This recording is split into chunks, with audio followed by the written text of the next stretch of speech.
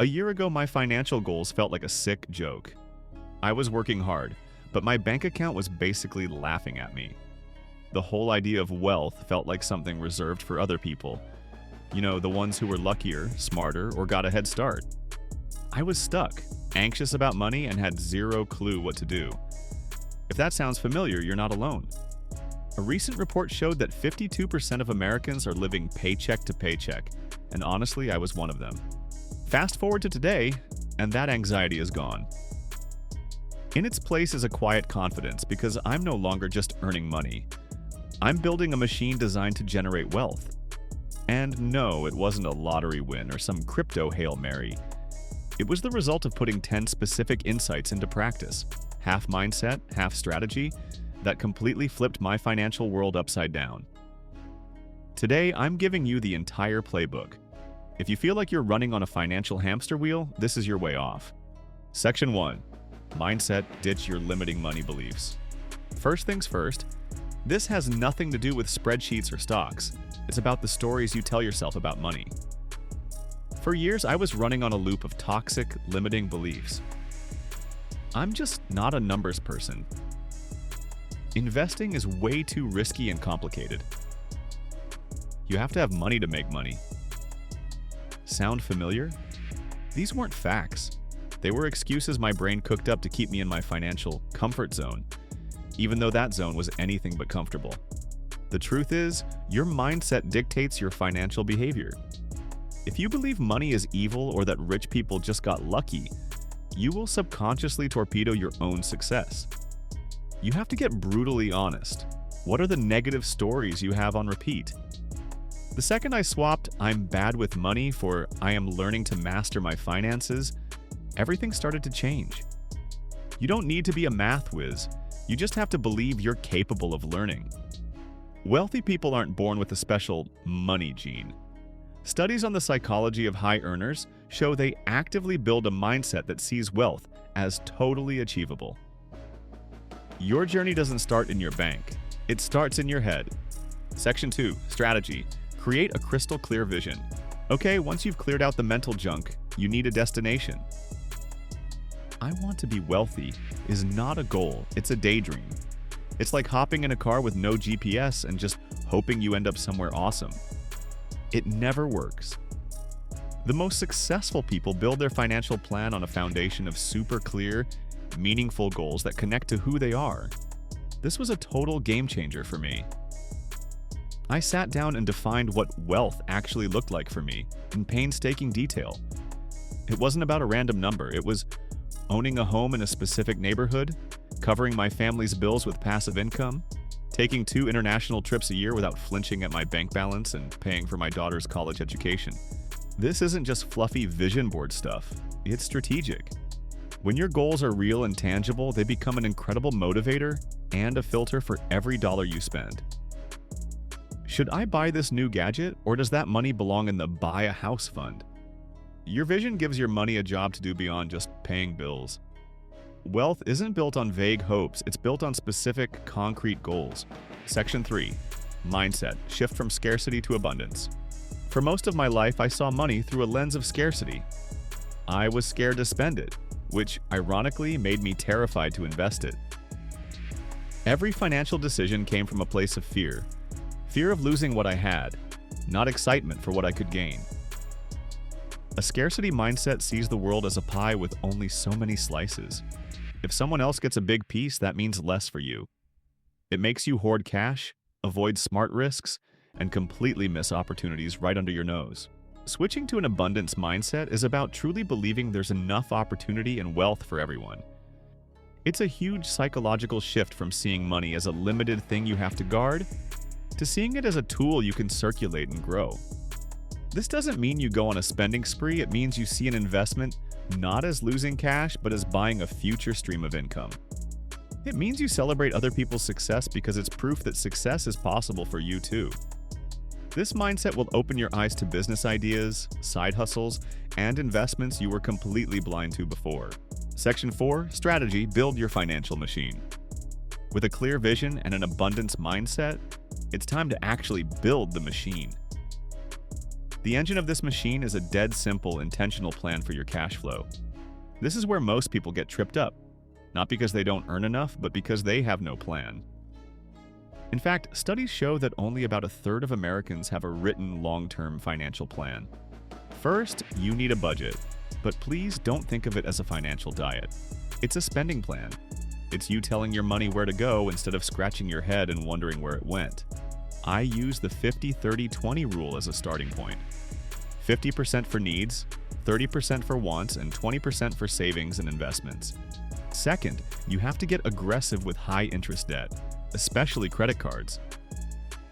This kind of debt is a wealth-destroying monster. You can't build a skyscraper while a wrecking ball is tearing down the foundation. Third, automate everything.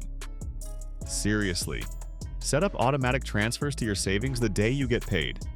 Automate your investment contributions. Your wealth-building machine should run smoothly and reliably in the background, no willpower required. Section 5. Mindset. Adopt a long-term perspective. We live in a world of instant gratification. We want overnight success, viral fame, and quick fixes. That mindset is absolute poison for building real wealth.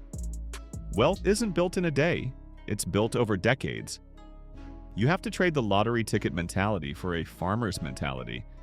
You plant seeds, water them consistently, and trust the process of growth and compounding over time. What does this look like in practice? You stop checking your 401k every 5 minutes. You don't hit the panic button and sell everything during a market dip. You understand that the real magic happens through compound interest and letting your assets grow patiently. This mental toughness is what separates successful investors from panicked speculators. Forget chasing the latest hot trend.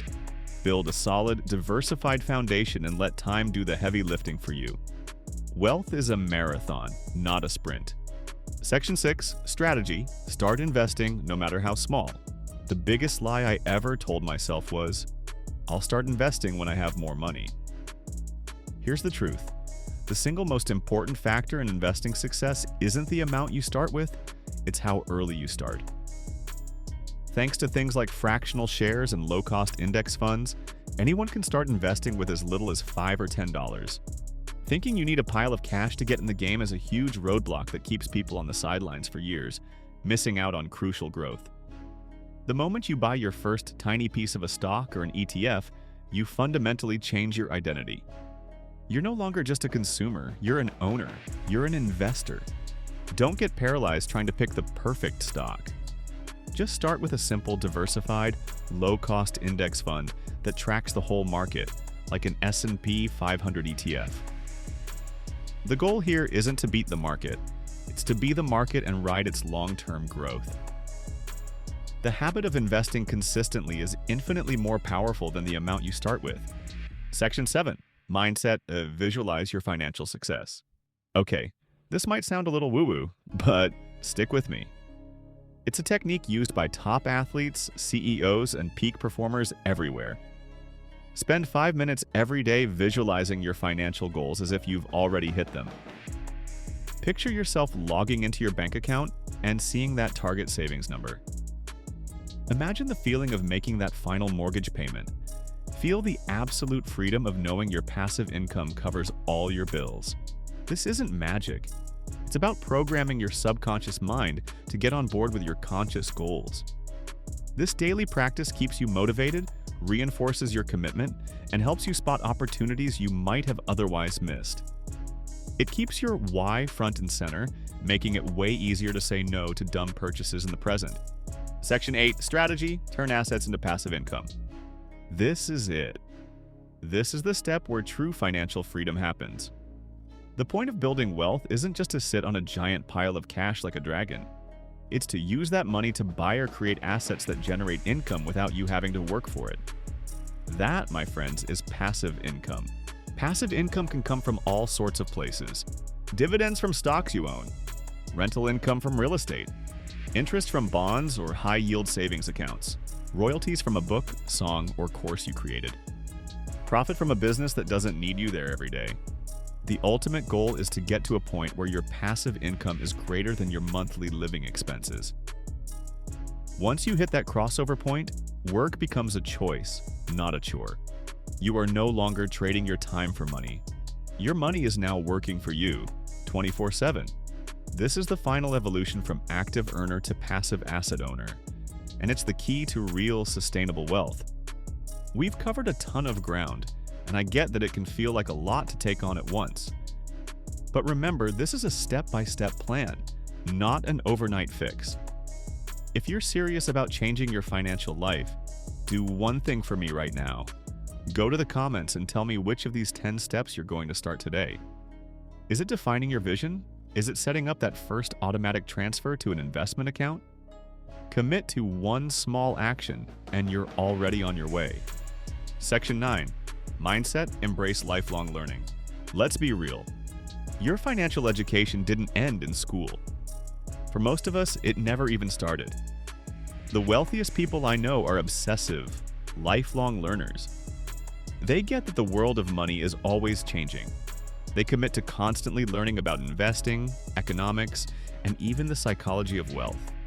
This doesn't mean you need another degree. It means you read books on finance. It means you listen to podcasts from experts you trust. It means you find a community or a mentor who challenges your old beliefs and supports your new goals.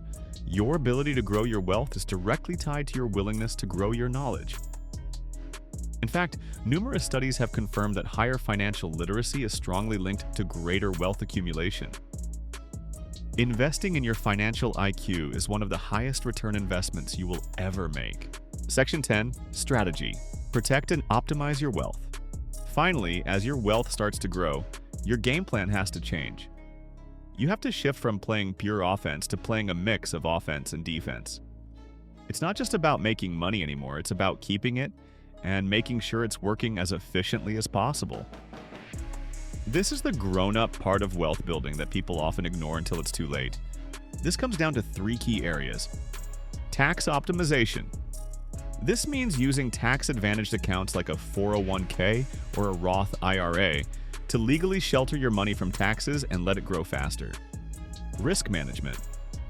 This is about having the right insurance, health, life, disability, to make sure one bad day or a medical emergency doesn't blow up everything you've built.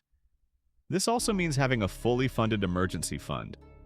Estate planning.